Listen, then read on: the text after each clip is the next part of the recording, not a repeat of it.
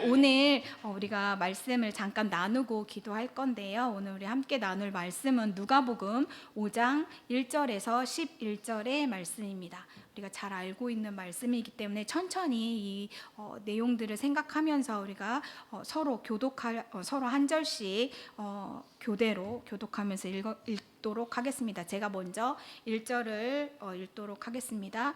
무리가 몰려와서 하나님의 말씀을 들을새 예수는 게네사렛 호숫가에 서서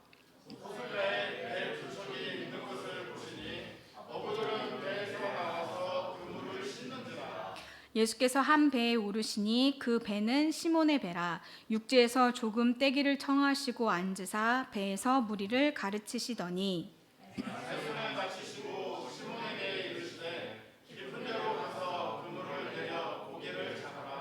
시몬이 대답하여 이르되 선생님, 우리들이 밤이 새도록 수고하였으되 잡은 것이 없지만은 말씀에 의지하여 내가 그물을 내리리이다 하고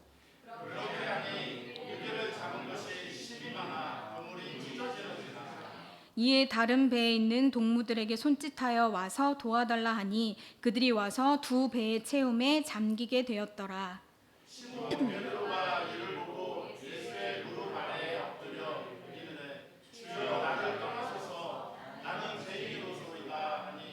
이는 자기 및 자기와 함께 있는 모든 사람이 고기 잡힌 것으로 말미암아 놀라고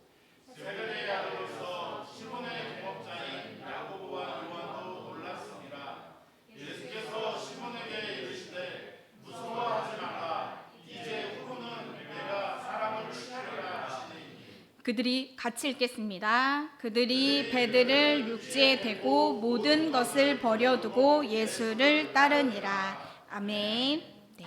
오늘 설교의 제목은 말씀으로 선택한 결과로 정해보았습니다. 우리가 일상을 살면서 참 많은 선택들을 합니다. 중요한 문제를 선택해야 하는 순간들도 있고요. 정말 아주 사소한 여러 결정과 선택을 하는 순간들이 굉장히 많이 있습니다. 일례로 지금도 사실 이렇게 긴 방학을 끝나고 금요기도회에 갈까 말까 이것들에 대한 많은 고민으로 선택의 순간이 여러분들에게 있었을 거예요. 그런데 여기 오신 여러분들은 간다를 선택해서 이 자리에 이 결과로 지금 이 자리에 계신 거겠죠. 이런 선택을 할 때 아마 여러분들 각자 개인의 나름의 기준을 두고 하겠다 안 하겠다 이걸 선택하겠다 저걸 선택하겠다 하실 건데요. 이 자신의 기준을 가지고 여러 당면한 그런 일들을 선택할 때 매번 그 선택의 결과에 만족스러우신가요? 그렇죠. 어떨 때는 정말 나 천재인가? 잘했어. 뭐 이럴 때도 있지만 어떨 때는 정말 땅을 치며 후회하는 그런 선택의 결과들이 나올 때도 있을 것입니다. 아마 오늘 본문에 이 베드로도 내가 이렇게 할까 저렇게 할까 선택의 기로에 서 있었고요. 그가 한 선택이 어떤 결과들을 가져오게 됩니다. 그래서 오늘 이 본문을 보면서 내가 한 선택 어떤 기준으로 가지고 한 선택의 결과가 어떤 것들이 나타났는지를 살펴보면서 지금 이 시간 베드로가 아닌 내게 말씀하시는 그런 하나님의 음성을 들을 수 있는 그런 은혜의 시간들이 되어지시기를 간절히 바랍니다. 예수님께서는요 게네사렛 호숫가라는 곳에서 하나님의 말씀을 전하고 계셨습니다. 이렇게 예수님이 무리들에게 말씀을 전하고 있을 그때에 베드로는 무엇을 하고 있었냐면 오늘 본문 아까 읽었던 2절에 보시면요 호숫가에 두 배가 있는 거를 예수님이 봅니다. 그런데 어부들은 이 배에서 나와서 멀찍이 그물을 씻고 있다 라고 이야기를 합니다. 그러면 베드로는 이 예수님이 무리들에게 말씀을 전할 때 뭘 하고 있었냐? 그렇죠. 배 밖에서 그물을 씻고 있었던 거죠. 하나님의 말씀을 듣기 위해 많은 무리들이 예수님을 따라서 그곳에 있었습니다. 하지만 그 무리들과는 달리 베드로는 예수님의 말씀을 듣는 걸 선택한 게 아니라 자기가 이제 일을 하고 마치고 하는 이런 과업 이 그물 씻는 일에 더 집중을 하고 있었죠. 그렇게 보면 베드로에게 지금 이 순간 중요한 건 그의 과업이었다라는 것들을 우리가 조금 생각해 볼 수 있었습니다. 그런 베드로에게요 예수님께서 예수님이 하나님의 말씀을 무리들에게 다 전하시기를 마치시고 베드로에게 다가가서 이렇게 이야기를 합니다. 깊은 데로 가서 그물을 내려 고기를 잡아라. 이런 예수님의 말씀에 베드로가 뭐라고 했는지 우리 5절을 다 같이 한번 읽어보도록 하겠습니다. 5절의 말씀입니다. 시작. 시몬이 대답하여 가로되 선생이여 우리들이 밤이 맞도록 수고를 하였으되 얻은 것이 없지만은 말씀에 의지하여 내가 그물을 내리리이다 하고. 네. 대부분은요, 아마 우리가 대답했을 때는, 제가 대답했다면 앞에서 끝났을 것 같아요. 아, 예수님 밤이 새도록 고생했는데도 얻은 게 하나도 없어요. 그런데 무슨 점점점점 이렇게 했겠죠. 뒤에 말은 없이 내가 그렇지 않아도 다 해봤다. 밤새도록 수고했는데 얻는 게 하나도 없다. 그런데 또 나가라고요? 이렇게 대답했을 수 있을 것 같아요. 그런데 베드로는 이 두 가지 중에 선택을 합니다. 그래서 우리들이 밤이 맞도록 수고를 하였으나 얻은 것이 없다. 하지만 그렇지만 예수님이 그렇게 말씀하시니 그 말씀에 의지해서 내가 한 번 더 그물을 내리겠습니다 라고 이야기를 합니다. 결국 앞에 약간의 미심쩍은 마음을 표현하기는 했지만 결국 베드로는 뭘 선택했냐면 예수님의 말씀을 따르기로 선택을 합니다. 베드로는요, 어부 생활에서 자기가 얻은 어떤 경험과 지식 대신에 예수님을 선택하기로 결정합니다. 그랬더니 그 결과 우리가 너무 잘 알듯이 그 내려진 그물 안에 물고기들이 너무 가득 채워져서 너무 많아서 그물이 찢어질 정도까지 채워집니다. 그리고 자기 배에서 이게 감당이 안 되니까 동료들의 배까지 불러서 거기까지 물고기가 가득 채워지는 그런 놀라운 일들을 경험하게 되죠. 이 말씀, 본문의 말씀을 통해 우리가 말씀에 의지해서 선택한 결과, 그 첫 번째는 차고 넘치는 축복입니다. 예수님을 선택한 베드로에게 부어지는 축복은요, 그냥 축복이 아니라 차고 넘치는 축복이었습니다.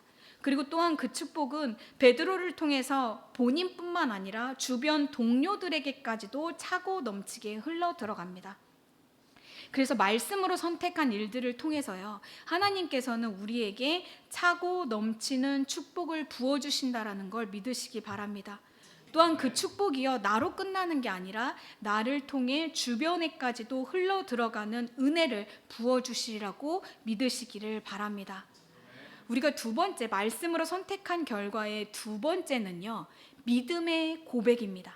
우리가 만약에 말씀으로 선택한 결과가 차고 넘치는 축복에서 끝이 난다면 어쩌면 그것은 진정한 축복이 아닐 수도 있다라는 생각을 해봤습니다. 왜냐하면 우리가 그런 얘기하죠. 예수님 믿으면 복 받는다.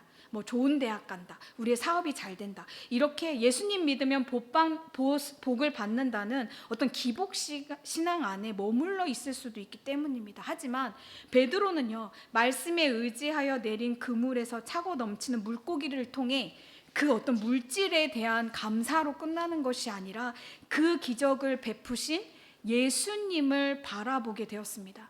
이 놀라운 기적 앞에서 그에게 물고기는요, 전혀 중요하지 않았습니다. 이 일을 행하신 내 앞에 계신 예수님이 진정 메시아이시구나 라는 걸 깨달았기 때문입니다. 우리가요, 말씀에 의지해서 선택한 결과로 내게 하나님이 부어주시는 이런 차고 넘치는 축복들을 발견했다면 그 축복에 집중해서 거기에 머물러 있는 것이 아니라 그 축복을 주신 분이 누구신지, 그 축복을 주신 예수 그리스도가 내 삶의 주인 되어 주심에 감사하며 그 예수님을 향한 믿음의 고백들이 내 삶에 넘쳐나는 은혜가 있어야 할 것입니다. 마지막으로 말씀으로 선택한 결과 그 세 번째는요, 우선순위의 변화입니다. 이제 베드로는요, 어떤 불완전한 순종이 아니라 완전한 순종의 모습으로 변화되어지는 것을 볼 수 있는데요, 그 예수님을 만나고 자신이 죄인임을 고백한 베드로 앞에 예수님께서 이제 사역을 그가 해야 할 일들을 이야기해 주십니다. 오늘 본문에 보면 무서워 말라 이제 후로는 네가 사람을 취하리라 라고 이야기를 해주시죠.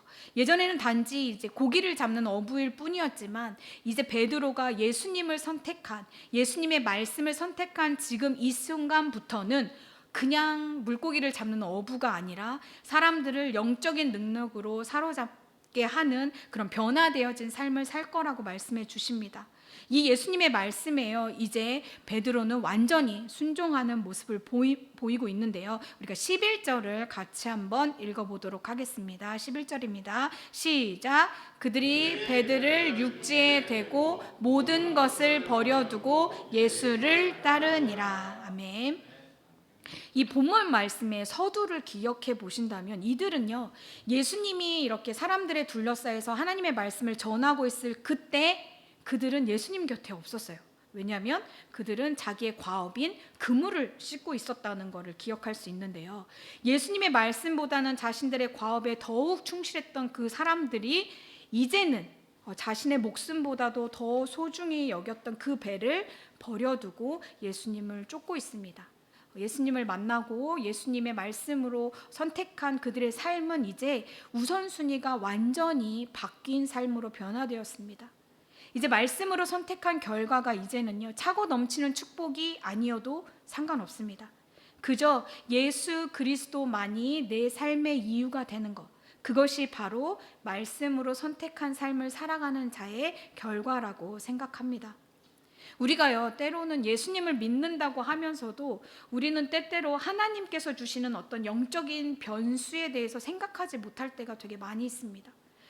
여러분들은 어떤 선택을 할 때 내가 이 선택한 후에 나타날 결과들에 대해서 미리 이렇게 예측해 보면서 고민을 먼저 해보십니까? 아니면 내가 이 문제를 가지고 기도의 자리로 먼저 나아가서 조용히 하나님 앞에 무릎을 꿇습니까? 아니면 우리가 어떤 거를 선택해야 할 때 그 분야에 대해서 너무 잘 알고 있는, 많이 잘 알고 전문가일 것 같은 사람한테 전화를 해서 조언을 구하거나 그들의 경험을 먼저 묻습니까? 아니면 하나님께 내가 어떻게 해야 할지 하나님 앞에 나아가서 기도로 구합니까? 아니면 내가 이 일에 대해서 어떤 전문 서적이나 선례에 대해서 조사하십니까? 아니면 하나님의 말씀에, 하나님의 음성에, 하나님이 나에게 뭐라고 하시는지 먼저 그 하나님의 말씀에 귀 기울이려고 노력하십니까? 분명히요, 우리가 선택의 순간에는 어떻게 해야 될지 고민하는 순간이 있을 겁니다. 베드로도요, 가장 중요한 선택의 순간에 잠시 고민했을 것입니다. 내가 다시 그물을 내릴까? 아니면 이거 해도 소용없을 것 같은데 그냥 집으로 갈까?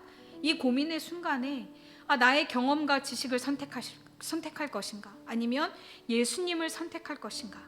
아마 고민의 순간이 있었을 것입니다. 하지만 베드로는요, 미심쩍은 부분들이 있었지만 그럼에도 불구하고 예수님의 말씀에 의지하여 그물을 내립니다. 그랬더니 차고 넘치는 축복과 믿음의 고백과 그들의 삶의 우선순위가 변화되어지는, 완전히 베드로의 인생이 뒤바뀌어지는 결과를 낳게 되었습니다.